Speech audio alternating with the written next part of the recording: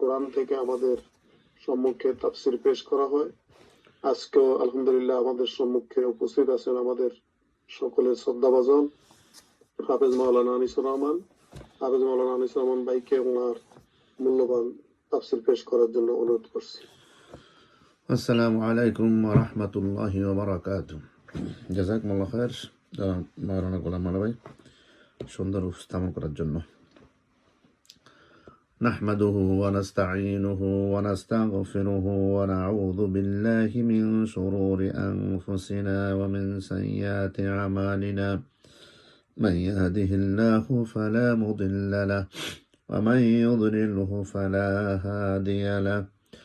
ونشهد أن لا إله إلا الله وحده لا شريك له ونشهد أن سيدنا محمدا عبد الله ورسوله وأمينه على وحيه وخيرته من خلقه بلغ الرسالة وأدى الأمانة ونصح الأمة وكشف بإذن ربه الغمة صلوات الله وسلامه عليك وعلى آله الشرفاء وصحبه النجباء وعلى من دعا بدعوته وجاهد في سبيل الله حق جهاده. قال الله تعالى في كلامه المجيد والفرقان الحميد أعوذ بالله من الشيطان الرجيم بسم الله الرحمن الرحيم يا أيها الذين آمنوا شهادة بينكم إذا حضر أحدكم الموت حين الوصية اثنان ذوى عدل منكم أو آخران من غيركم إن أنتم ضربتم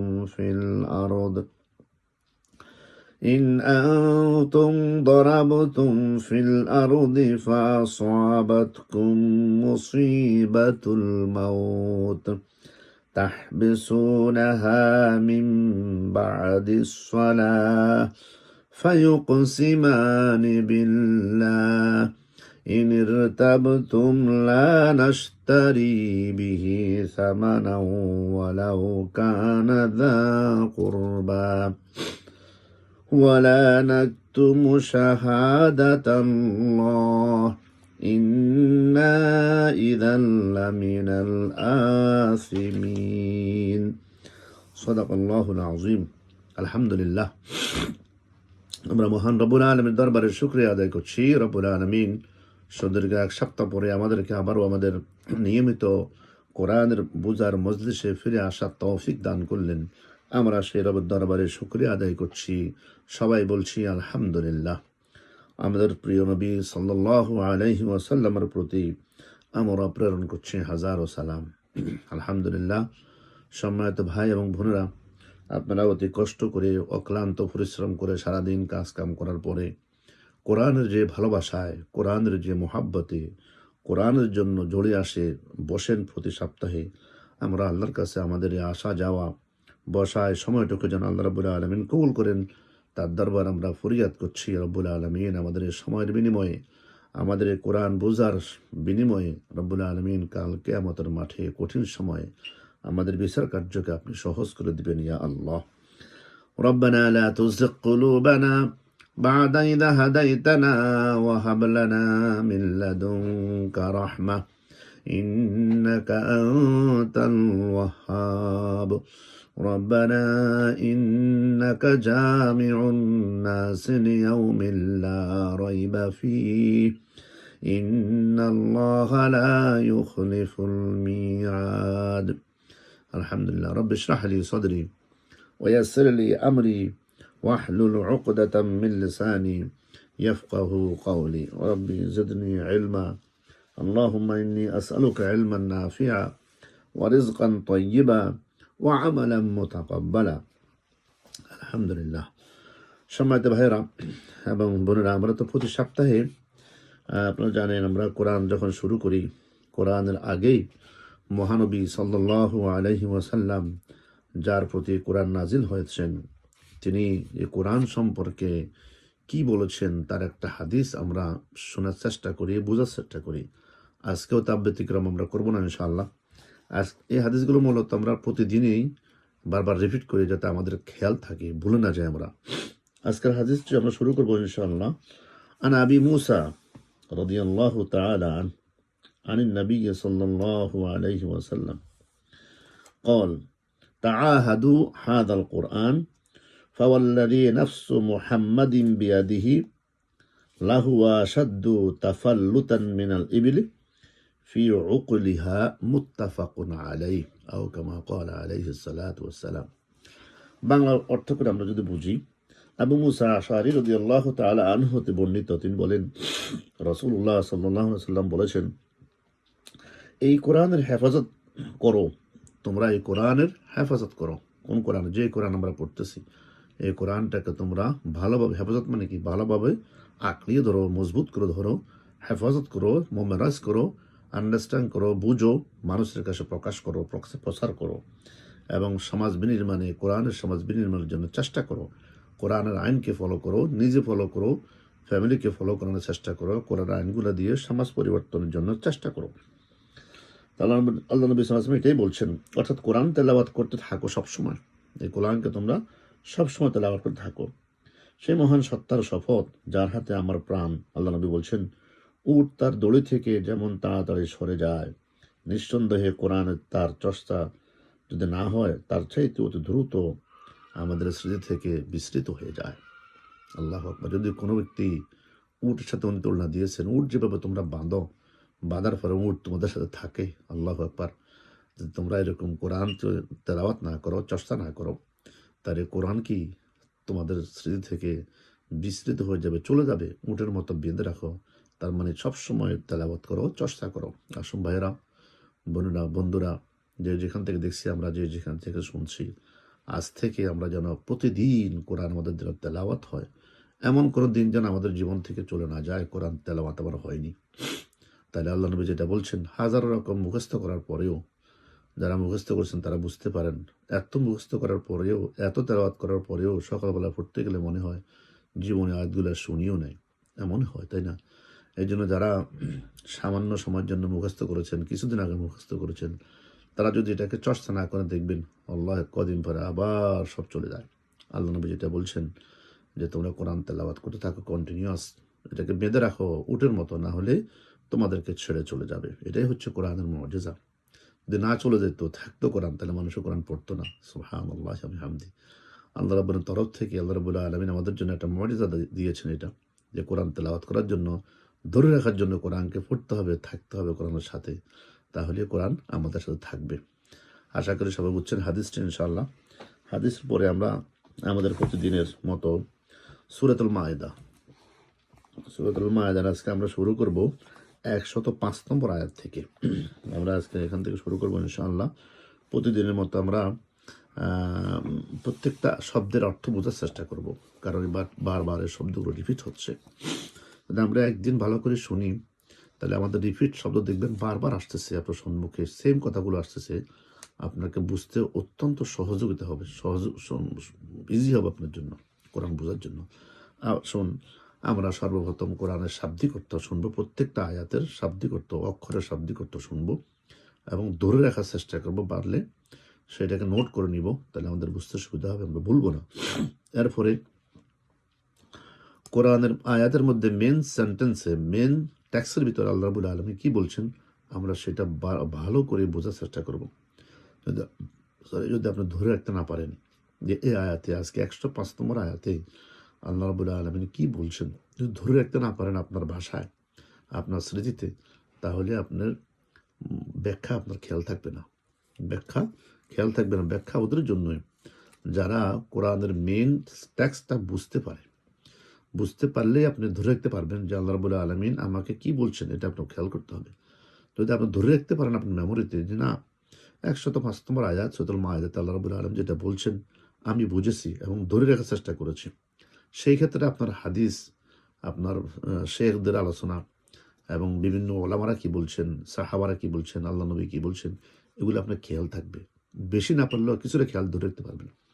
তাহলে আমরা সবাইকে অনুরোধ করব, আমরা যারা প্রতিদিন এই ক্লাসে আসি, আমরা যারা প্রতিদিন আমাদের এই কোরআন শোনার জন্য আমাদের সময় ব্যয় করি, আসুন আমরা ভালো করে কোরআনের টেক্সটে কি বলছে আল্লাহ রাব্বুল আলামিন সেটা বোঝার চেষ্টা করব। এরপরে ইনশাল্লাহ আমরা ব্যাখ্যাতে যাব, তাহলে আমাদের জন্য বুঝতে সুবিধা হবে ইনশাআল্লাহ। আজকের আয়াত নম্বর 105 অত্যন্ত জরুরি আয়াত, বোঝার ব্যাপার এটা, তাই না? আল্লাহ রাব্বুল আলামিন আমাদেরকে ইজি করে দিবেন, আল্লাহর কাছে আমরা দোয়া করবো ইনশাআল্লাহ। Let's move on. আমরা 105 নম্বর আয়াতে যাচ্ছি ইনশাআল্লাহ। সবাই খুলে বসুন ও যাদের কোরআন আছে সাথে মিলিয়ে দেখুন, তাহলে আপনি বুঝতে পারবেন যে আপনার সময়টা আপনার যেন কাজে লাগে। এই কোরআন হয়তো এই 105 নম্বর আয়াত আমরা বারবার তেলাওয়াত করব, কিন্তু এই আমার জীবনে হয়তো এটা আর আসবে না, এভাবে বসে তেলাওয়াত করতে, শুনতে, তাফসীর শুনতে আমার জীবনে আর আসবে না। তবে আমার জীবনের শেষ সময়, অতএব 105 নম্বর আয়াত আল্লাহ তাআলা কি বলছে আমি ভালো করে বুঝি। আসুন আমরা খেয়াল করি ইনশাআল্লাহ। أعوذ بالله من الشيطان الرجيم بسم الله الرحمن الرحيم يا أيها الذين آمنوا عليكم أنفسكم لا يضركم من ضل إذا اهتديتم إلى الله مرجعكم جميعا فينبئكم بما كنتم تعملون صدق الله العظيم। আয়াত নম্বর 105। আমরা শাব্দিক অর্থ খেয়াল করি যে আল্লাহ রাব্বুল আলামিন কি বলছেন এখানে। ইয়া আইয়ুহাল্লাযীনা আমানু, এটা তো আমাদের সবার কাছে পরিচিত এই শব্দটা, সবাই আমরা জানি যে আল্লাহ রাব্বুল আলামিন কি বলছেন। ইয়া আইয়ুহাল্লাযীনা আমানু, ওহে যারা ঈমান এনেছো, ঈমানদারদেরকে বলতেছেন, সম্বোধন করতেছেন। শাহাদাতু আলাইকুম আনফুসাকুম, প্রথম বলছেন আলাইকুম আনফুসাকুম, সুবহানাল্লাহ। আলাইকুম মানে তোমাদের উপরে, আনফুসাকুম, আনফুসাকুম অর্থাৎ তোমাদের নিজেদের জন্য, তোমাদের নিজেদের দায়িত্ব। আলাইকুম আনফুসাকুম একসাথে বললে হবে তোমাদের নিজেদের দায়িত্ব। লা ইয়াদুররুকুম, সে তোমাদের ক্ষতি করতে পারবে না। দররা ইয়াদুরু, লা ইয়াদুরু, সে তোমাদের কোনো ক্ষতি করতে পারবে না। মান, যে ব্যক্তি, দল্লা পথভ্রষ্ট হয়ে গেছে, দল্লা ফুল মতলেটা, মান দল্লা, যে ব্যক্তি পথভ্রষ্ট হয়ে গেছে সে তোমাদের কোনো ক্ষতি করতে পারবে না। সুবহানাল্লাহ। ইদা, যদি, ইহতাদাইতুম, তোমরা সৎ পথে থাকো, তোমরা যদি সৎ পথে থাকো তাহলে সে তোমাদের কোনো ক্ষতি করতে পারবে না। ইলা মানে নিকটেই, আল্লাহ মানে আল্লাহর, মারজিউকুম তোমাদের প্রত্যাবর্তন করতে হবে, জামিয়ান সকলের, ফায়ুনাব্বিউকুম তখন তিনি তোমাদেরকে অবহিত করবেন, বিমা সে সম্পর্কে, যা কুনতুম তা'মালুন তোমরা করতে। শাব্দিক অর্থ, তাই না? এরপর আমরা মিলিয়ে দেখবো যে আল্লাহ রাব্বুল আলামিন আয়াতে কি বলছেন, কারণ শাব্দিক অর্থ দিয়ে আপনি বুঝতে পারবেন না, তাই না? আল্লাহ তাআলা বলতেছেন, হে যারা ঈমান এনেছো, ভালো করে দেখেন, ইয়া আইয়ুহাল্লাযীনা আমানু, হে যারা তোমরা ঈমান এনেছো, তোমাদের উপরে তোমাদের নিজেদের দায়িত্ব রয়েছে, তোমাদের নিজেদের উপরে তোমাদের নিজেদের কি আছে, দায়িত্ব আছে, দায়িত্ব রয়েছে। সে তোমাদের কোনো ক্ষতি করতে পারবে না যে পথভ্রষ্ট হয়ে গেছে, যে পথভ্রষ্ট হয়ে গেছে সে তোমাদের কোনো ক্ষতি করতে পারবে না। সুবহানাল্লাহ। যদি তোমরা সৎ পথে থাকো, কন্ডিশন দিচ্ছে কি, ইদা তাদাইতুম, যদি তোমরা সৎ পথে থাকো, তোমাদের সকলের প্রত্যাবর্তন তো আল্লাহর নিকটেই, তখন তিনি তোমাদেরকে অবহিত করবেন সে সম্পর্কে যা তোমরা করতে। আল্লাহু আকবার। তাহলে বোঝা গেল কি, আল্লাহ রাব্বুল আলামিন বলছেন, হে ঈমানদার লোকেরা, মুমিনদেরকে অ্যাড্রেস করতেছেন, যারা মুসলমান তাদেরকে অ্যাড্রেস করতেছেন, হে ঈমানদার লোকেরা, তোমাদের উপরে তোমাদের কিছু দায়িত্ব আছে, তোমাদের উপরে কিছু দায়িত্ব তোমাদের রয়েছে। লা ইয়াদুররুকুম মান দাল্লা ইদা ইহতাদাইতুম, যে ব্যক্তি পথভ্রষ্ট হয়ে গেছে তোমাদের থেকে, মুসলমান ছিল আগে, আল্লাহর প্রতি ঈমান আনছে অথবা ঈমান আনে নাই, যে কোনো হোক, যেভাবে হোক, সে কি হয়েছে, পথভ্রষ্ট হয়ে গেছে, মানে উল্টা দিকে চলে গেছে। ইদাহ তাদাই তোমরা হেদায়েতের উপরে রয়ে গেছো। যদি এমন হয় যে তোমার ফ্যামিলিতে কেউ ধ্বংস হয়ে গেছে, উল্টা দিকে চলে গেছে, হেদায়েত থেকে দূরে চলে গেছে, তোমরা হেদায়েতের উপর আছো, তাহলে কি বোঝা গেল যে তোমাদের উপর তোমাদের দায়িত্ব আছে, সে ব্যক্তি তোমার কোনো ক্ষতি করতে পারবে না, ইলাল্লাহি মারজিউকুম জামিআন ফায়ুনাব্বিউকুম বিমা কুনতুম তা'মালুন। খেয়াল করবে, আমরা যখন আল্লাহর কাছে ফিরে যাব, আমাদের সকলকে আল্লাহর কাছে ফিরে যেতেই হবে। সেখানে গিয়ে আল্লাহ রাব্বুল আলামিন সবকিছু আরো পরিষ্কার করে ক্লিয়ার করে দিবেন আমরা যা কিছু করেছি। এই আয়াত হচ্ছে মোটামুটি আয়াতের শাব্দিক অর্থ এবং কন্টেক্সটের অর্থ। এই আয়াতটা খুব জরুরি, আমাদের বুঝতে হবে যে সাধারণত প্রত্যেকটা আয়াতের বোঝা আমাদের জন্য খুব জরুরি। তবে এই আয়াতটা খুব বেশি জরুরি এ কারণে, যেহেতু আল্লাহ রাব্বুল আলামিন কোরআনে বারবার আমাদেরকে বলেছেন, সেটা কি যে তোমরা সৎ কাজের আদেশ দিবা মানুষদেরকে আর অসৎ কাজ থেকে ফিরাবা, তাই না? আর এখানে বলতেছে যদি কোনো ব্যক্তি তোমার থেকে পথভ্রষ্ট হয়ে যায় আল্লাহর দিন থেকে, তাহলে সে তোমাদের কোনো ক্ষতি করতে পারবে না। তাহলে বোঝা গেল যে আয়াতে আল্লাহ রাব্বুল আলামিন যে বলছেন যে মানুষকে সৎ কাজের দিকে ডাকা, অসৎ কাজের দিকে ফিরানো, এটার সাথে কিন্তু এই আয়াতের টক্কর লেগে যায়, তাই না? আমরা এটা বুঝবো ভালো করে যে সত্যিকার এই আয়াতের অর্থটা কি। আল্লাহ রাব্বুল আলামিন কি বলছেন এখানে? আল্লাহ তাআলা বলেন, তার মুমিন বান্দাদেরকে নির্দেশ দিয়ে বলেন, একটু সবাই খেয়াল করে শুনি, তারা যেন নিজেদের সংশোধন করে নেয় এবং কল্যাণমূলক কাজ করতে সাধ্যমতো চেষ্টা করে। তার শক্তি অনুযায়ী সাধ্যমতো কি করতে? কল্যাণমূলক কাজ করতে, ভালো কাজ করতে, আমলে সলেহাত করতে চেষ্টা করে। তিনি আরো বলেন যে নিজের সামগ্রিক বিষয় সংশোধন করে চলবে। নিজের যত রকম বিষয় আদি আছে, দুনিয়াবি আখরাতি সমস্ত বিষয়কে তারা কি করবে? সংশোধন করে ভালো করে খেয়াল করে চলবে।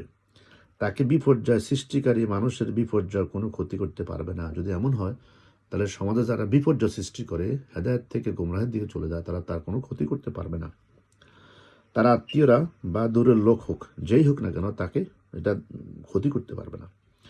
এই আয়াতের ব্যাখ্যায় ইবনে আব্বাস বলেন, আল্লাহ তাআলা বলছেন যে বান্দা আমার আদেশ ও নিষেধ মতো হালাল ও হারাম মেনে চলবে। যে বান্দা আল্লাহর আদেশ মতো হালাল এবং হারাম নিষেধকে তারা মেনে চলবে, তাকে কোনো গুমরাহ ব্যক্তি ক্ষতি করতে পারবে না। দেখছেন এখানে বোঝা গেছে ক্লিয়ার?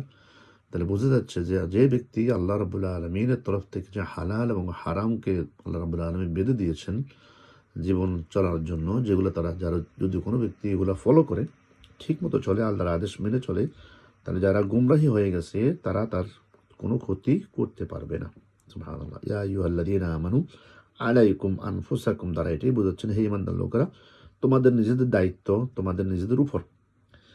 সুবহানাল্লাহ। তাহলে বোঝা যাচ্ছে যে এই সৎ কাজের আদেশ, অসৎ কাজের আদেশ, তাই না? সৎ কাজের আদেশ দান এবং অসৎ কাজের নিষেধ প্রদান করা অপ্রয়োজনীয়। তাহলে বোঝা যাচ্ছে এই আয়াতের দ্বারা ক্লিয়ার। এই আয়াতে বলছেন যদি কোনো ব্যক্তি তোমাদের উপরে, তোমাদের দায়িত্ব আছে, যদি কোনো গোমরাহী কেউ হয়ে যায় তোমার ফ্যামিলিতে, তারা আল্লাহর দিকে টাকার দরকার নেই, সে তো গোমরাহ হয়ে গেছে, সে তোমার কোনো ক্ষতি করতে পারবে না। আয়াতে এটা বোঝা গেছে। পরবর্তীতে আল্লাহ তাআলা আরও ক্লিয়ার করতেছেন, না, এই আয়াত দ্বারা যেটা বোঝা গেছে, তোমরা এটা ভালো করে শুনে বুঝো, যে সত্যিকারে যদি কোনো ব্যক্তি গোমরাহী হয়ে যায়, সে তোমার কোনো ক্ষতি করতে পারবে না, ঠিক আছে, কিন্তু সৎ কাজের আদেশ, অসৎ কাজের নিষেধ, এই দুইটার সাথে টক্কর লেগে যায়। অতএব যারা জীবনযাপন করবে, তাদের মধ্যে সৎ কাজের আদেশ তাকে করতে হবে, অসৎ কাজের আদেশ নিষেধ তাকে করতে হবে। এই দুইটার মাধ্যমে যদি সে ব্যক্তি ফিরে না আসে, তাহলে সে তোমাকে কোনো ক্ষতি করতে পারবে না। এটাই হচ্ছে মোটামুটি আয়াতের মিলে ক্লিয়ার অর্থ। আমরা আরেকটু ক্লিয়ার করবো ইনশাআল্লাহ। আবু বকর রাদিয়াল্লাহু তাআলা আনহু একবার দাঁড়িয়ে হামদ ও সানা পাঠ করলেন। কে? ফার্স্ট খলিফা হযরত আবু বকর রাদিয়াল্লাহু তাআলা আনহু এক খুতবাতে দাঁড়িয়ে তিনি আল্লাহ এবং তার রাসূলের হামদ পেশ করলেন। বললেন, হে সকল লোক, তোমরা ইয়া আইয়ুহাল্লাযীনা আমানু আলাইকুম আনফুসাকুম লা ইয়াদুররুকুম মান দাল্লা ইযা ইহতাদাইতুম। এই আয়াতটি পাঠ করো বটে, কিন্তু তোমরা এই আয়াতের যথাযথ অর্থ করো না, তোমরা বুঝো না সত্যিকার এই আয়াতের যথাযথ অর্থ। আমি রাসূলুল্লাহ সাল্লাল্লাহু আলাইহি ওয়াসাল্লামকে বলতে শুনেছি। কে বলছেন? আবু বকর রাদিয়াল্লাহু তাআলা আনহু বলছে, তোমরা আয়াতটা ঠিকমতো পড়ো ঠিকই, তোমরা এটা বুঝো না সত্যিকার আয়াতের অর্থ কি। তো উনি বলতেছেন, আমি রাসূলুল্লাহ সাল্লাল্লাহু আলাইহি সাল্লাম কাছে শুনেছি যে তিনি বলেছিলেন, লোকরা যখন অন্যদেরকে অন্যায় কাজ করতে দেখে তা প্রতিরোধ না করে, তবে তাদের উপর উভয় পক্ষের উপরে আল্লাহর গজব, ধ্বংস হওয়ার আশঙ্কা থাকে। যদি কোনো ব্যক্তি অন্যায় কাজ করতে থাকে, গুমরাহি হয়ে যায়, তাকে সৎ কাজের আদেশ না করা হয়, অসৎ কাজ থেকে ফিরানো না হয়, তাহলে উভয়ের উপরে কি হয়ে যায়? আল্লাহর তরফ থেকে গজব, ধ্বংস নেমে আসে। আবার বলছি, দেখেন, তিনি বলেন, আমি রাসূলুল্লাহ সাল্লাল্লাহু আলাইহি সাল্লামের কাছে শুনেছি, আল্লাহ রাসূল বলছিলেন, লোকেরা যখন অন্যদেরকে অন্যায় কাজ করতে দেখে তা প্রতিরোধ না করে, অন্যায় কাজ করতে দেখেছে, প্রতিরোধ করে নাই, তবে তাদের উভয় পক্ষের আল্লাহর গজব, ধ্বংস হওয়ার আশঙ্কা থাকে। উভয় দনে আল্লাহর আযাবে ধ্বংস হওয়ার কি থাকে? আশঙ্কা থাকে। আল্লাহু আকবার। আল্লাহ নবী সাল্লাল্লাহু আলাইহি ওয়াসাল্লাম আরো বলছেন, তোমরা কখনো মিথ্যা কথার সাক্ষ্য নিও না। উনি বলছেন, আমি আবু বকরকে আরো বলতে শুনেছি, রাবী বলতেছেন, আমি আবু বকরকে আরো বলতে শুনেছি। হেভি করে ডিস্টার্ব করতেছে, আল্লাহ তাআলা হেফাজত করুন। উনি বলতেছেন, রাবী বলতেছেন, আমি আবু বকর রাদিয়াল্লাহু তাআলা আনহুকে আরো বলতে শুনেছি, কি সেটা? বলছেন, হে লোকরা, তোমরা মিথ্যা কথা থেকে আত্মরক্ষা করো। মিথ্যা কথা থেকে আত্মরক্ষা করো, কেননা মিথ্যা কথা মানুষকে ঈমান থেকে দূরে সরিয়ে নেয়। সুবহানাল্লাহ। এই হাদিসটি ইবনে হিব্বান তার সহিহ সংকলনে 4 জন সাহাবী থেকে ডাইরেক্ট হাদিসটি উল্লেখ করেছেন। সুবহানাল্লাহ। সকল আরো অনেক বিভিন্ন সূত্রে এই হাদিসটি বর্ণিত হয়েছে। হাদিসটি সহিহ, তাই না? সুবহানাল্লাহ বিহামদি। তাহলে আমরা একটু ক্লিয়ার করবো ইনশাআল্লাহ। ইমাম আবু মুসা তিরমিজি, ইমাম আবু ঈসা তিরমিজি, উনি বলতেছেন, আবু সালাবাহ আল খুসানির কাছে গিয়ে তাকে জিজ্ঞাসা করলাম। কি জিজ্ঞাসা করলাম? এক সাহাবী বলতেছেন, হাদিসটা বর্ণনা করছেন তিরমিজি। উনি বলতেছেন, আমি আবু সালাবা আল খুসানির কাছে গিয়া তাকে জিজ্ঞাসা করলাম, এই আয়াতটির অর্থ আপনি কি বুঝেন? সত্যি কথা আমাকে একটু বলবেন। তিনি বলেন, কোন আয়াত? আমি বললাম, ইয়া আইয়ুহাল্লাযীনা আমানু আলাইকুম আনফুসাকুম লা ইয়াদুররুকুম মান দাল্লা ইযা তাদাইতুম। তিনি বলেন, তুমি একজন জাননেওয়ালা লোককে এ অর্থ জিজ্ঞাসা করছো। সাহাবী যখন জিজ্ঞাসা করলো, তখন উনি বলছেন কি, তিনি এক জাননেওয়ালা এক লোককে তুমি জিজ্ঞাসা করলেন এই আয়াতের সম্পর্কে।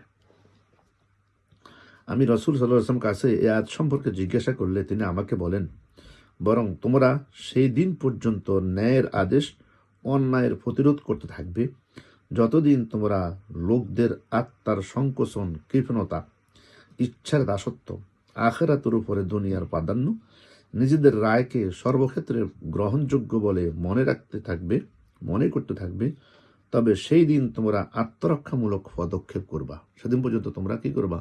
যে এমন ঘটে যায়, তাহলে সেই পর্যন্ত তোমরা আত্মরক্ষা করবা, তাকে নিয়ে আর কোনো রকম ঘাটাঘাটি করবা না। তবে সেই দিন পর্যন্ত তোমরা আত্মরক্ষামূলক পদক্ষেপ গ্রহণ করবা। আওয়ামকে তাদের অবস্থার উপরে ছেড়ে দিবা, লোকজনকে তাদের অবস্থার উপরে ছেড়ে দিবা। কেননা তোমাদের পূর্ববর্তীকালের এমন একটি যুগ আসবে, যখন কোনো সৎলোককে বেঁচে থাকতে হলে তাকে জ্বলন্ত অঙ্গার নিয়ে অপেক্ষা করার মতো কষ্ট সহ্য করতে হবে। বর্তমান যুগ, জ্বলন্ত অঙ্গার হাতে নিয়ে কষ্ট সহ্য করে অপেক্ষা করতে হবে যদি কোনো ব্যক্তি ঈমান আনে। অবশ্যই সেই সময় একজন নেককার নেকি তোমাদের 50 জনের সমপরিমাণ বলে গণ্য হবে। এটা সহিহ হাদিস, তাই না? সেই সময় কি, তোমরা যে এখন ঈমান আনছো, আমাকে দেখছো, এই সময় আর যখন তোমরা ওই সময় আসবে যখন তোমাদের ঈমান তোমাদের হাতে রাখলে জ্বলন্ত আগুনের জ্বলন্ত অঙ্গারের মতো তোমাদের হাতে জ্বলবে। সেই সময় 50 জন লোক তোমাদের সমপরিমাণ বলে গণ্য হবে। সুবহানাল্লাহ বিহামদি। আব্দুল্লাহ বিন মুবারক বলেন, উতবা ছাড়া অন্য রাবী একটু বাড়িয়ে হাদিসটা বর্ণনা করেছেন। জনক ব্যক্তি জিজ্ঞাসা করলেন, জি আল্লাহ রাসূল, তারা কি তাদের সমকালীন 50 জনের না আমাদের সময়ের 50 জনের সমপরিমাণ নেকি পাবে? উত্তরে রাসূলুল্লাহ সাল্লাল্লাহু আলাইহি ওয়াসাল্লাম বলেন, তাদের একজন তোমাদের 50 জনের সমপরিমাণ সওয়াব পাবে। তার মানে যদি আমরা সত্যিকার আমাদের ঈমানকে আমরা সত্যিকার অর্থে কঠিনভাবে ধারণ করে রাখতে পারি, আমাদের হাতে যদি সত্যিকারের জ্বলন্ত ঈমান থাকে, তাহলে তখনকার যুগের 50 জন আর আমাদের যুগের একজনের সমান হবে। আল্লাহু আকবার। আল্লাহ নবী সাল্লাল্লাহু আলাইহি ওয়াসাল্লাম বলেন, তাদের একজন তোমাদের 50 জনের সমপরিমাণ সওয়াব পাবে। তিরমিজি হাদিসটি উল্লেখ করেছেন। সামনে আমরা একটু অগ্রসর হবো ইনশাআল্লাহ। আবু জাফর আল পর্যায়ক্রমে একটা হাদিস উনি বর্ণনা করেছেন ইবনে মাসউদ থেকে। আমি সিলসিলাটা বর্ণনা করলাম না এখানে। ইবনে মাসউদ বর্ণনা করেন যে আবু আলিয়া বলেন, একদা আমরা এক ইবনে মাসউদের কাছে বসেছিলাম। এমন সময় উপবিষ্ট দুই লোকের মধ্যে বাকবিতণ্ডা শুরু হয়ে যায়। ওই মজলিসে দুইজনের মধ্যে কি বাকবিতণ্ডা শুরু হয়ে যায়। এক পর্যায়ে তারা উভয় হাতাহাতি লিপ্ত হয়ে যায়। তখন আব্দুল্লাহ সাথীদের মধ্যে থেকে এক ব্যক্তি বলে, আমি কি উঠে ন্যায়ের আদেশ এবং অন্যায়ের প্রতিরোধ করব না? দাঁড়িয়ে বলল যে আমি কি সত্যকারে উঠে ন্যায়ের আদেশ অন্যায়ের প্রতিরোধ করব না? তখন আব্দুল্লাহ সাথীদের মধ্যে থেকে এক ব্যক্তি উঠে কথা বলার পরে তখন পাশের এক ব্যক্তি বললেন, আত্মরক্ষা করাই তোমার জন্য কর্তব্য। না, তুমি কিচ্ছু করতে পারবে না। আত্মরক্ষা করাই এই ক্ষেত্রে আত্মরক্ষা করা তোমার উপর কি কর্তব্য। কেননা আল্লাহ তাআলা কোরআনে বলেছেন, আলাইকুম আনফুসাকুম, তোমাদের নিজের দায়িত্ব তোমাদের নিজেদের উপরে। এই কথা শুনে সাহাবী ইবনে মাসউদ রাদিয়াল্লাহু তাআলা বলেন, থামো, এই আয়াতের মর্মার্থ কিন্তু এটা নয়, এই ঘটনা এটা প্রযোজ্য নয়। কোরআন যা বলেছে তা স্ব স্থানে প্রযোজ্য। কোরআনের কিছু কথার কার্যক্ষেত্র এই আয়াত নাজিল হওয়ার পূর্বে শেষ হয়েছে, কিন্তু কথার কার্যক্ষেত্রে রাসূলুল্লাহ সাল্লাল্লাহু আলাইহি ওয়াসাল্লামের সময়ে প্রযোজ্য ছিল। কিছু কথার যথাযথ প্রমাণিত হবে নবী সাল্লাল্লাহু আলাইহি ওয়াসাল্লামের পরবর্তী সময়ে, কিছু প্রমাণিত হবে কিয়ামতের দিন। কিয়ামতের ময়দানে সম্পর্কে যা বলা হয়েছে তা সেখানকার জন্যই কেবল প্রযোজ্য। যেমন জান্নাত জাহান্নাম হিসাব নিকাশ সম্পর্কে বলা হয়েছে তা সেখানকার জন্যই হচ্ছে প্রযোজ্য। অতএব যতদিন তোমাদের উদ্দেশ্য আকাঙ্ক্ষা এক থাকবে, তোমরা বহু বিভক্ত না হবে, আর যতদিন সত্য বলে তোমরা একে অপরকে আঘাত না করবে, ততদিন আয়াত কারোর জন্য প্রযোজ্য নয়। তোমরা ভালো কাজের আদেশ করো, অন্যায়কে বাধা দাও। এটাই মেন কথা, যে যতক্ষণ পর্যন্ত তোমাদের শক্তি থাকবে ততক্ষণ পর্যন্ত তোমরা অন্যায় কাজকে বাধা দিবা এবং কি আদেশ করবা ভালো কাজের জন্য। পক্ষান্তরে যখন আকাঙ্ক্ষা উদ্দেশ্য ভিন্ন হয়ে তোমাদের অনৈক্য সৃষ্টি করবে, যদি সেই ক্ষেত্রে আকাঙ্ক্ষা এবং তোমাদের উদ্দেশ্য ভিন্ন হয়ে সেখান থেকে অনৈক্য সৃষ্টি করে, এই আদেশ দেওয়ার পরেও, ভালো কাজের আদেশ দেওয়ার পরেও এবং খারাপ কাজ থেকে মানুষকে বাধা দেওয়ার পরেও, যদি সেখানে তোমাদের আকাঙ্ক্ষা উদ্দেশ্য ভালো কাজের আদেশ দেওয়ার পরেও যদি অনৈক্য সৃষ্টি করে এবং সত্যের আদেশ করলে তোমাদের উপরে আঘাত আসে, সত্যের আদেশ করলে তোমাদের উপরে কি আঘাত আসবে, তখন তোমরা নীরব থাকার আত্মরক্ষা করবে। যদি সে পর্যায়ে চলে যায় যে সত্য কথা আর বলতে পারতেছ না, সত্য কথা আর বলতে পারতেছ না, সুবহানাল্লাহ, তোমার উপর তোমার জীবনের উপর আসে, শঙ্কা আসে, সেই ক্ষেত্রে তোমরা কি করবে? আত্মরক্ষামূলক তোমরা চুপ থাকবে। অতএব সেই সময়ের জন্য এই আয়াতটি প্রযোজ্য। ইমাম জারির এটাই উনি ব্যাখ্যা দিয়েছেন। তাহলে মোটামুটি আমাদের সম্মুখে আয়াতের শাব্দিক অর্থ এবং আয়াতে যে আল্লাহ রাব্বুল আলামিন যা বলেছেন তা ক্লিয়ার হয়েছে আশা করি ইনশাআল্লাহ। এরপরে তোমরা যখন এই আয়াতের মর্ম অর্থে যদি আমরা একটু খেয়াল করি, তোমরা যখন সঠিক পথে চলতে থাকবে তখন অন্যের পথভ্রষ্টতায় তোমাদের কোনো ক্ষতি হবে না। এটা হচ্ছে আয়াতের মেন কথা। তোমরা যখন সঠিক পথে চলতে থাকবে তখন অন্যের পথভ্রষ্টতায় তোমাদের কোনো ক্ষতি হবে না। এখানে এ ধরনের ভুল অর্থ বোঝার অবকাশ নেই। এখানে এই আয়াতের অর্থকে এভাবে ভুল বোঝার কোনো অবকাশ নেই। তা হলো জিহাদ ও আমর বিল মারুফ ও নাহি আনিল মুনকার এর প্রয়োজন নাই, এটার সাথে টক্কর লেগে যায়। কারণ এই দুটো কাজেও সঠিক পথে চলার পথে সামিল। জিহাদ এবং সৎ কাজের আদেশ, অসৎ কাজের প্রতিরোধ না করলে সৎ পথে থাকা হলো কিভাবে? থাকা হবে না। কাজেই এর মূল কথা হলো তোমাদের আত্মিক সংশোধন এবং আল্লাহর পথে দায়ী হিসাবে তোমরা তোমাদের দায়িত্ব পালনের পরেও যারা আল্লাহর পথে, দেখেন, আল্লাহর পথে থাকা, দায়ী হিসেবে কাজ করার পরেও যারা তোমাদের দায়িত্ব পালনের পরেও যারা পথভ্রষ্টতা নিমজ্জিত হবে থেকে যাবে, তাদের যারা তোমাদের কোনো ক্ষতি হবে না। তোমাদের দায়ী দাওয়াতের কাজ করতেই হবে, সৎ কাজের আদেশ অসৎ কাজের নিষেধ করতেই হবে। এরপরে যদি কোনো ব্যক্তি গোমরাহি থেকে যায়, সে তোমার কোনো ক্ষতি করতে পারবে না। এটাই হচ্ছে আয়াতের মেন কথা। তাহলে আয়াত দ্বারা বোঝা গেল আল্লাহ রাব্বুল আলামিন বলছেন আলাইকুম আনফুসাকুম, তোমাদের উপরে তোমাদের কিছু কর্তব্য আছে। সেটা কি? যদি তোমাদের দাওয়াতি কাজ করার পরেও যদি কোনো ব্যক্তি গোমরাহি থেকে যায়, সে তোমাদের কি করতে পারবে না? ক্ষতি করতে পারবে না। এই আয়াতের মোটামুটি অর্থ আমাদেরকে বুঝে আসলো। আল্লাহ তাআলা আমাদেরকে বোঝার তৌফিক দান করুন। সুবহানাল্লাহ ওয়া বিহামদিহি। পরবর্তী আয়াত আমরা মুভ করব ইনশাআল্লাহ। ইয়া আইয়ুহা, আয়াত নম্বর 106। ইয়া আইয়ুহাল্লাযীনা আমানু লা ইয়াদুররুকুম মান লা ইয়াদুররুকুম, ইয়া আইয়ুহাল্লাযীনা আমানু শাহাদাতু বাইনিকুম। আয়াত নম্বর 106। শাহাদাতু বাইনিকুম ইযা হাদারা আহাদাকুমুল মাউতু হিনাল ওয়াসিয়্যাতি ইসনানি যাওয়া আদলিন মিনকুম আও আখারানি মিন গায়রিকুম ইন আনতুম দারাবতুম ফিল আরদি ফাসাবাতকুম মুসিবাতুল মাউত تحبسونهما من بعد الصلاة فيقسمان بالله إن ارتبتم لا نشتري به ثمنا ولو كان ذا قربى ولا نكتم شهادة الله إنا إذا لمن الآثمين। শাব্দিক অর্থ আমরা খেয়াল করি ইনশাআল্লাহ। ইয়া আইয়ুহাল্লাযীনা আমানু, হে ঈমানদারগণ, শাহাদাতু, সাক্ষী থাকা প্রয়োজন, বাইনাকুম, তোমাদের মধ্যে, শাহাদাতু বাইনিকুম, তোমাদের মধ্যে। যখন ইদা মানে যখন, হাদারা আহাদাকুমুল মাউত, হাদার মানে উপস্থিত হয়, আহাদাকুম তোমাদের মধ্যে কারো, আল মাউত মৃত্যু, হিনা সময়, আল ওয়াসিয়্যা ওসিয়ত করার, ইসনান দুইজন, যাওয়া আদিলিন ন্যায়পরায়ণ লোক, মিনকুম তোমাদের মধ্য থেকে, অথবা আখারানে অন্য দুজন, মিন গায়রিকুম তোমাদের ছাড়া, যদি আনতুম তোমাদের দরাবতুম সফরত থাকো, ফিল আরদে জমিনে, ফাসাবাতকুম এবং উপস্থিত হয়, মুসিবা বিপদ, আল মাউত মানে মৃত্যু, তাহবিসুনাহুমা তোমরা তাদের উভয়কে আটকে রাখবে, মিন বাদে পরে, আসসালাহ সালাতের, ফায়ুকসিমানে এবং তারা উভয় কসম করে বলবে, বিল্লাহ আল্লাহর নামে কসম করে বলবে, কি?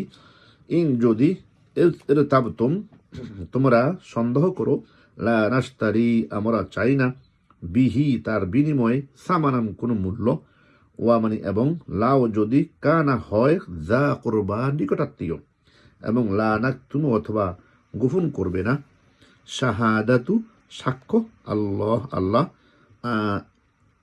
ইন্না ইদাল লামিনাল আসিমিন, ইন্না অবশ্যই আমরা, ইদা মানে যখন, লামিনাল আসিমিন শামিল হয়ে যাব, আল আসিমিন পাপীদের। তাহলে আয়াতটা একটু কঠিন লাগতেছে আমাদের কাছে, তাই না? ওটা ভালো করে বুঝি।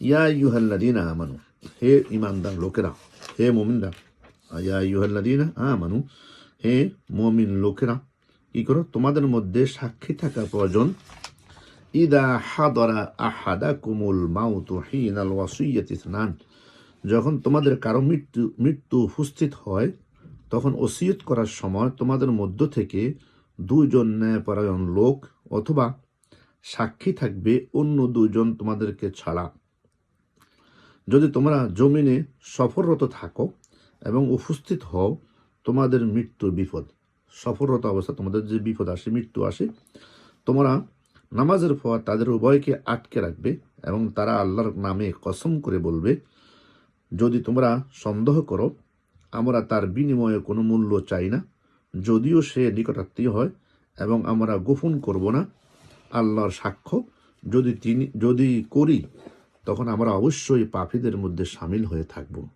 সামিল হয়ে যাব। আল্লাহু আকবার। 106 নম্বর আয়াত আমরা পড়লাম। 107 নম্বর, 108 নম্বর একই ধারার কথা, আমরা ওটা পড়ে ফেলি ইনশাআল্লাহ, যারা ব্যাখ্যা যাবো ইনশাআল্লাহ। فإن عثر على أنهما استحقا إثما فآخران يقومان مقامهما من الذين استحق عليهم الأوليان فيقسمان بالله لشهادتنا أحق من شهادتهما وما اعتدينا إنا إذا لمن الظالمين।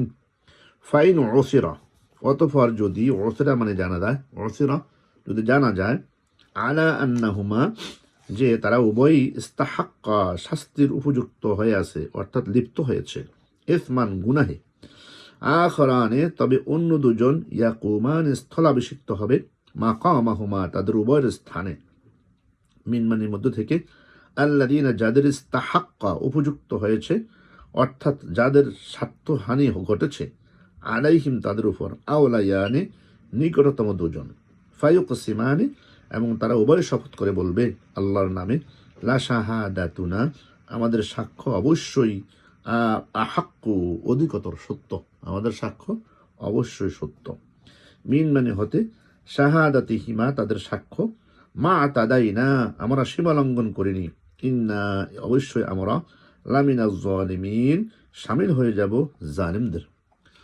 শাব্দিক অর্থ আমরা মিলাই দেখি আল্লাহ তাআলা আয়াতে কি বলছেন। 107 নম্বর আয়াত, ফাইন উসিরা অতঃপর যদি জানা যায় যে তারা উভয়ে শাস্তির উপযুক্ত হয়েছে, অর্থাৎ গুনাহে লিপ্ত হয়েছে, তবে অন্য দুজন তাদের স্থলাভিষিক্ত হবে, তাদের মধ্য থেকে যাদের স্বার্থহীন হয়েছে নিকটতম দুজন, এবং তারা উভয়ে আল্লাহর নামে কসম করে বলবে আমাদের সাক্ষ্য অবশ্যই আমাদের সাক্ষ্য থেকে হতে অধিকতর সত্য এবং আমরা সীমালম্বন করিনি। আচ্ছা, 7 নম্বর আয়াত।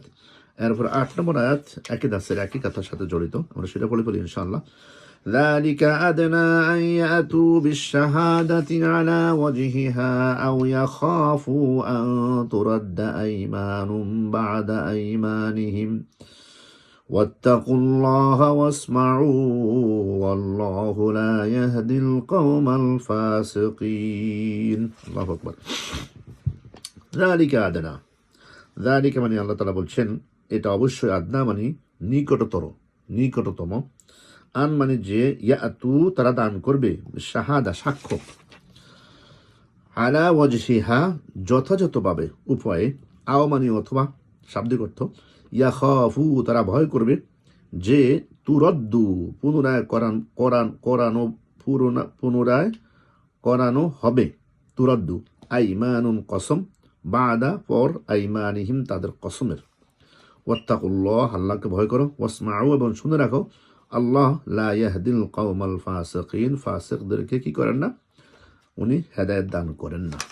এই আয়াত আমরা মিলিয়ে দেখি আল্লাহ তাআলা কি বলছেন। 108 নম্বর আয়াত, এটাই নিকটতর যে তারা সাক্ষ্য দিবে যথাযথভাবে, অথবা তারা ভয় করবে যে তাদেরকে কসমের পর পুনরায় কসম করানো হবে, দেখ কসমের পর আর কসম করা হচ্ছে, তারা ভয় করবে। আর তোমরা ভয় করো আল্লাহকে এবং শুনে রাখো আল্লাহ তো ফাসিক সম্প্রদায়কে হেদায়েত দান করেন না। অত্যন্ত গুরুত্বপূর্ণ কথাগুলো, এখানে অনেকগুলো মাসালা আমাদের জানার বিষয় আছে ইনশাআল্লাহ, আমরা যতটুকু চেষ্টা করবো ইনশাআল্লাহ বুঝতে, আল্লাহ আমাদেরকে বোঝার তৌফিক দেবেন ইনশাআল্লাহ। 3টা আয়াত আমি পড়লাম, 106, 107, 108, তাই না? আলোচ্য আয়াতগুলোতে আল্লাহ রাব্বুল আলামিন একটা বিরাট বিধান বর্ণনা করেছেন, একটা খুব জরুরি একটা বিধান মুসলমানদের জন্য এখানে ক্লিয়ার করেছেন। আমাদের সবার এটা বোঝা উচিত এবং জানা উচিত। আমরা ক্লিয়ার করবো বিধানগুলো কি। অবশ্য কেউ কেউ বলেছেন যে আয়াতটি রহিত হয়ে গেছে, অনেক ওলামা বলছেন আয়াতটা এখন আর রহিত হয়ে গেছে, এটার কোনো ইয়ে নেই। বাট ইবনে আব্বাস রাদিয়াল্লাহু তাআলা আনহু থেকে বর্ণিত হয়েছেন উনি বলছেন না, আয়াতটি রহিত হননি, আয়াতটি এখনও বাস্তবে তার হক, তার অধিকার, তার বিধান জারি আছে। ইবনে জারির এর বক্তব্য অনুযায়ী অধিকাংশ অভিমত হলো, অধিকাংশ আলেমদের ওলামাদের মত হলো আয়াতটির আদেশ এখনো কার্যকর। অতএব আমাদের বুঝতে হবে, যারা বলেন আয়াতটির হুকুম রহিত হয়েছে তাদের মধ্যে কথা নিয়ে আলোচনা আমরা এখন তাফসীর কারক এখন বলেননি, কিন্তু যারা বলছেন আয়াতের মানে আয়াতের হুকুমটা এখনো জারি আছেন, সেইটাই আমরা ব্যাখ্যা করেছেন এখানে। আল্লাহ রাব্বুল আলামিন বলছেন ইয়া আইয়ুহাল্লাযীনা আমানু শাহাদাতু বাইনাকুম, তাহলে এখানে কি বুঝাচ্ছেন? আখরান মিন গায়রিকুম, আমরা মোট কথা পড়ে ফেললে আমাদের সামনে ক্লিয়ার হবে ইনশাআল্লাহ। সেটা হচ্ছে আখরান মিন গায়রিকুম, মোট কথা আমরা সেটা পড়লে বুঝতে পারবো ইনশাআল্লাহ। এখানে হচ্ছে ওসিয়তকারীদের কাছ থেকে স্বীকারোক্তি নেওয়া এবং সাক্ষী দুজনের কথা থেকে রুজু করা, তাই এ ধরনের হবে। যেমন ব্যাখ্যা দিচ্ছেন উনি, যেমন হত্যাকারীর পক্ষ থেকে যদি কপটতার আশ্রয় নেয়, তখন নিহত ব্যক্তির আত্মীয় স্বজনরা যেমন শপথ করে তাদের দাবি আদায় করে, এই স্থানে তদ্রূপ করতে হবে। আহকাম সম্পর্কিত অধ্যায়ে উনি বলতেছেন যে আল্লাহ রাসূল সাল্লাল্লাহু আলাইহি ওয়াসাল্লাম এই কথাগুলো বেশিরভাগই ক্লিয়ার করা হয়েছে আহকাম সম্পর্কিত হাদিসগুলোতে। ইয়া আইয়ুহাল্লাযীনা আমানু শাহাদাতু বাইনাকুম, উনি বলতেছেন যে আয়াতের তামিম দারি রাদিয়াল্লাহু তাআলা এক সাহাবী বলেন, একমাত্র আমি এবং আদি ইবনে বাদ্দাহ ব্যতীত এ পাপ থেকে সকলে মুক্ত ছিলাম। পূর্বে তারা উভয় খ্রিস্টান ছিল। ইসলাম গ্রহণের উনি হিস্ট্রিটাকে নিয়ে আসতেন, হিস্ট্রি বুঝলে আমরা অর্থ বুঝতে পারবো ইনশাআল্লাহ। ইসলাম গ্রহণের পূর্বে তারা উভয়ে ব্যবসার উদ্দেশ্যে সিরিয়ার যাতায়াত করতেন। কে? একজন হচ্ছে এক সাহাবীর নাম হচ্ছে তামিম দারি, আর একজন হচ্ছে আদি ইবনে বাদ্দাহ, দুজনে। একবার তারা ব্যবসার উদ্দেশ্যে সিরিয়া যেতে থাকলে বনি সাহমের আজাদকৃত গোলাম বুদাইল ইবনে আবু মারিয়াম বাড়ি ফেরার উদ্দেশ্যে তাদের সঙ্গী হয়। কে? আজাদকৃত গোলাম বুদাইল ইবনে আবু মারিয়াম ও বাড়ি ফেরার উদ্দেশ্যে তাদের সাথে যুক্ত হয়। সেও ব্যবসায়ী ছিল। তার কাছে রূপের একটা পেয়ালা ছিল। এটা বাদশাহকে দেওয়ার ইচ্ছা ছিল, সেটা বাদশাহকে দিবে এই উদ্দেশ্যে সেটা হাতে নিয়ে ওদের সাথে ব্যবসায়িক কাজে চলছে। তিনজনে যোগ হল একসাথে। এটা ছিল দামি একটা ব্যবসায়ী পণ্য। কিন্তু পথিমধ্যে সে অসুস্থ হয়ে পড়লে সে তাদের উভয়ের কাছে তার সকল মালামাল সুপর্দ করে তার বাড়িতে পৌঁছিয়ে দেওয়ার জন্য ওসিয়ত করে যায়। কাদেরকে? ওই দুজনকে, সাথী দুজনকে। তামিমের দারি বলেন, লোকটি মারা গেলে আমরা তার মূল্যবান পেয়ালাটা বের করে 1000 দিরহাম বিক্রয় করে তারা তা দুইজনে সমান ভাগে ভাগ করে নেয়। তারপর আমরা তাদের দেশে পৌঁছে তার বাড়িতে গিয়ে তার আত্মীয় স্বজনের কাছে পেয়ালাটা ব্যতীত সকল মালামাল পৌঁছে দিই। সে তো ওসিয়ত করছে আমার মালামাল সবগুলো তোমরা আমার বাড়িতে পৌঁছে দিবা। বাট তারা সে কি করলো, তারা ওই পেয়ালাটা তারা বিক্রি করলো, বিক্রি করে তারা দুইজনে সেটা ভাগ করে নিল, আর বাকি সব মাল তাদের বাড়িতে তারা পৌঁছিয়ে দিল। তারা আমাদেরকে পেয়ালা সম্পর্কে জিজ্ঞাসা করলো। আমরা বলি যে সে আমাদেরকে কোনো পেয়ালা দিয়ে যাননি। রাসূলুল্লাহ সাল্লাল্লাহু আলাইহি ওয়াসাল্লাম মদিনায় আগমন করার পর তামিমের দারি ইসলাম গ্রহণ করলে তখন উনি ইসলাম গ্রহণ করেন। অপরাধের কথা সে স্বীকার করলো এবং মনে মনে নিজেকে ধিক্কার দিলেন যে এটা কি করলাম। অপরাধের কথা মনে করে সে তাদের পরিবারের লোকদেরকে সে পেয়ালাটির সম্পর্কে জানিয়ে দেয়। ইসলাম গ্রহণ করার পরে সে যখন বুঝতে পারলো যে আমি অন্যায় করেছি, তখন উনি ইসলাম গ্রহণ করার পরে সে পেয়ালা সম্পর্কে তার পরিবারকে জানিয়ে দেয়, অথচ নন মুসলিম থাকা অবস্থায় উনি সেটা গোপন করেন। অথবা তার 500 দিরহাম তাদের হাতে তুলিয়ে দেন। বাকি অর্ধেক মূল্য আমার সঙ্গীর কাছে রয়েছে বলে ওদেরকে জানিয়ে দেন। কিন্তু তার সঙ্গী এই কথা অস্বীকার করে আল্লাহ রাসূল সাল্লাল্লাহু আলাইহি ওয়াসাল্লাম তাকে তার ধর্মীয় নিয়ম অনুযায়ী শপথ করে বলার জন্য আদেশ করেন। তারা যখন অস্বীকার করলো তার সঙ্গী, তখন আল্লাহ রাসূল তার ধর্মীয় নিয়ম অনুযায়ী বলছে তুমি শপথ করো, শপথ করে বলো তুমি এটা করনি। ফলে সে শপথ করে। তার এই শপথের বিনিময়ে আল্লাহ রাব্বুল আলামিন আয়াতটি নাজিল করেন, শাহাদাতু বাইনিকুম ফায়াকসিমানি বিল্লাহি লা শাহাদাতুনা পর্যন্ত আয়াতটি নাজিল হয়। তৎক্ষণাৎ আমর ইবনে আস ও তাদের জন্য একজন লোক দাঁড়িয়ে তাদের সপক্ষে শপথ করে বলল, আদি ইবনে বাদ্দা তার অংশের 500 দিরহাম দিতে বাধ্য হয়। তখন সে কি করে? তার ওই 500 দিরহাম তখন সে সাথে সাথে ফিরিয়ে দেয়। আবু ঈসা তিরমিজি হাদিসটা বর্ণনা করেছেন। তিনি আরও বলেন, তাতে এই কথাও রয়েছে যে রাসূলুল্লাহ সাল্লাল্লাহু আলাইহি ওয়াসাল্লামের কাছে সকলকে উপস্থিত করা হলে বাদী বিবাদী দেনা অস্বীকার করে। ফলে রাসূল সাল্লাল্লাহু আলাইহি ওয়াসাল্লাম ওসিয়তের কারে তাদের অভিযোগের প্রমাণ চাইলে তারা প্রমাণ দিতে অপারগ হয় এবং তাদেরকে অভিযোগ সত্যতার ব্যাপারে স্ব ধর্মীয় নিয়ম অনুযায়ী শপথ করার জন্য আদেশ করেন। ফলে সেই মতে তারা শপথ করে। এই আয়াতটি তখন নাজিল হয়, আও ইয়াখাফু আন তুরাদ্দা ঈমানুম বা'দা ঈমানিহিম, অথবা তারা অন্তত পক্ষে এই ভয় করবে যে তাদের কসম আবার অন্য কসম দ্বারা বাতিল করা হয়ে যাবে। অতঃপর আমর ইবনে আস অপর এক ব্যক্তি উঠে তাদের সপক্ষে শপথ করলে আদি ইবনে বাদ্দা সে 500 দিরহাম তাদেরকে ফিরিয়ে দিতে বাধ্য হয়। ইমাম তিরমিজি হাদিসটি উল্লেখ করেছেন। অনেক লম্বা হাদিস, অনেক লম্বা কথা এখানে। তো মোটামুটি বোঝা গেল, যদি কোনো ব্যক্তি মৃত্যুমুখে যদি সফরে থাকে এবং সে মারা যায়, মারা যাওয়ার পরে যদি সে সফরের মধ্যে তার সাথে যারা আছে তাদের যদি বলে যায়, ওসিয়ত করে যায় যে আমার মালামালগুলি তোমরা আমার ফ্যামিলির কাছে তোমরা পৌঁছিয়ে দিবে, সেই ক্ষেত্রে যে পৌঁছিয়ে না দেয় তার ব্যাপারে আয়াতটি নাজিল হয়েছে। আমি একটু পরে আগে আপনাদেরকে হাদিসটি পড়ে শুনিয়েছি। এরপরে আমরা শেষ মুহূর্তে যাব। ইবনে জারির বলেন, উনি বলতেছেন এক ব্যক্তি মুসলমান ব্যক্তি সফররত অবস্থায় দাকুকি নামক স্থানে মৃত্যুবরণ করে।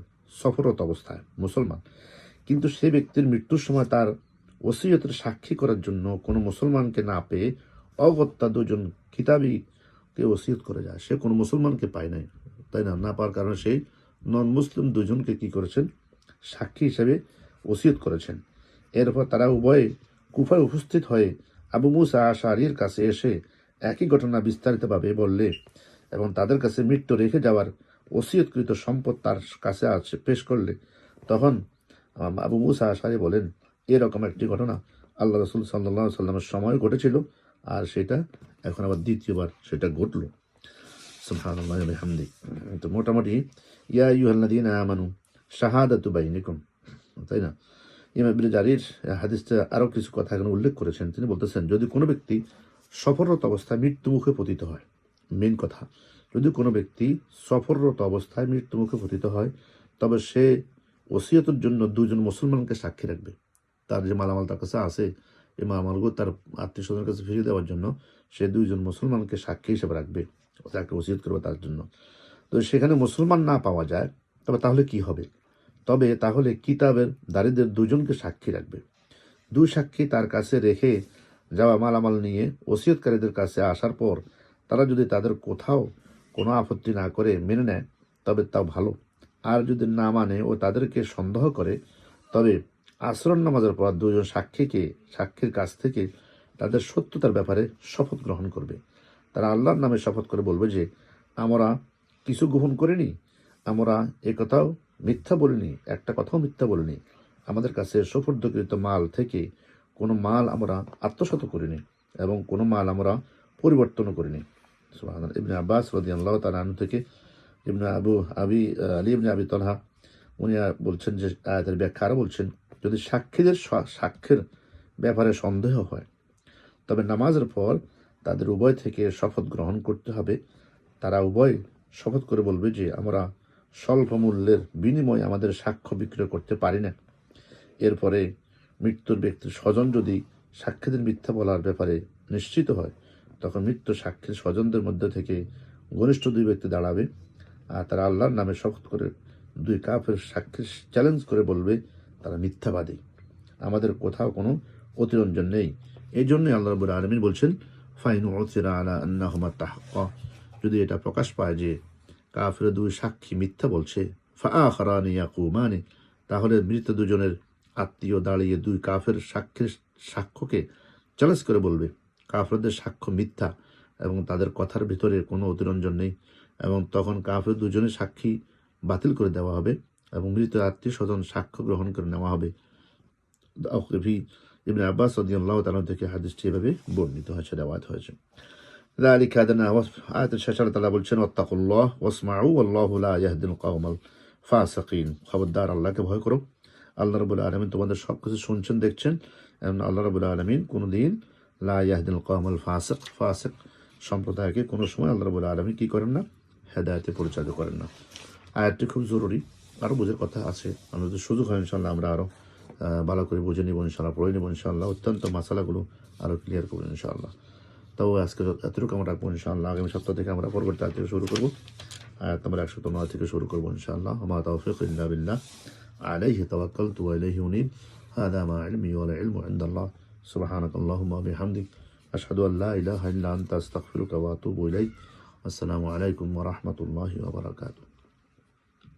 ওয়ালাইকুম আসসালাম ওয়া রাহমাতুল্লাহি ওয়া বারাকাতুহু। আলহামদুলিল্লাহ, অত্যন্ত চমৎকার ভাবে যে ইমানদারদের ব্যাপারে যে নিজেদের চিন্তা ভাবনা, অর্থাৎ অমুক কি করেছে, অমুকের আকীদার মধ্যে কি গলদ আছে, অমুকের কাজে কোন ধরনের দুষ্টুটি আছে, এই সমস্ত জিনিসের পরিবর্তে আমাদের নিজেদের চিন্তাধারা, নিজেদের চরিত্র, নিজেদের ভালো মন্দ নিজেরা করা উচিত, এবং আমরা দাওয়াতি কাজের, সৎ কাজের আদেশ দেওয়া, অসৎ কাজ থেকে মানুষকে বিরত রাখার জন্য চেষ্টা করা উচিত। এইটার ভিতরে যদি আমার ছেলে মেয়ে, আত্মীয় স্বজন, ওস্তাদ যারাই গুমরাহিতে থাকুক না কেন, আমরা প্রত্যেককে দাওয়াত দিব এবং তার জন্য দোয়াও করব ইনশাআল্লাহ। এই জন্য এই আয়াতের বিভিন্ন ভাবে যে বলা, যে আজকে আমাদের হাদিসগুলো আমরা শুনেছি যে বলছে যে না, আয়াতটা এইভাবে নাজিল হয়েছে, এটার জন্য নাজিল হয়েছে। আসলে আয়াতে রাসূলুল্লাহ সাল্লাল্লাহু আলাইহি সাল্লামের যেভাবে নাজিল করা হওয়ার পরে বলেছেন, আবু বকর রাদিয়াল্লাহু তাআলার কথা, যে আসছেন, সেখানে যদি আমরা আরো কিছু অ্যাড করি, সেটা হলো যে যে কোনো ব্যক্তি যদি সৎ কাজের আদেশ এবং অসৎ কাজের পরিবর্তন করার চেষ্টা না করে, জালেমকে জুলুম করতে দেখবে কিন্তু তার হাত টেনে ধরবে না, তখন অসম্ভব নয় যে আল্লাহ তার আযাব সকলের উপর চাপিয়ে দিবেন। আল্লাহর কসম, তোমরা লোকদেরকে ভালো কাজ করার হুকুম দাও এবং খারাপ কাজ থেকে বিরত রাখো, নয়তো আল্লাহ তোমাদের উপর এমন সব লোকদেরকে চাপিয়ে দিবেন যারা তোমাদের মধ্যে সবচেয়ে খারাপ, এবং তারা তোমাদেরকে বিষম কষ্ট দিবে। তখন তোমাদের সৎ লোকেরা আল্লাহর কাছে দোয়া করবে কিন্তু তাও কবুল হবে না। তাহলে এই যে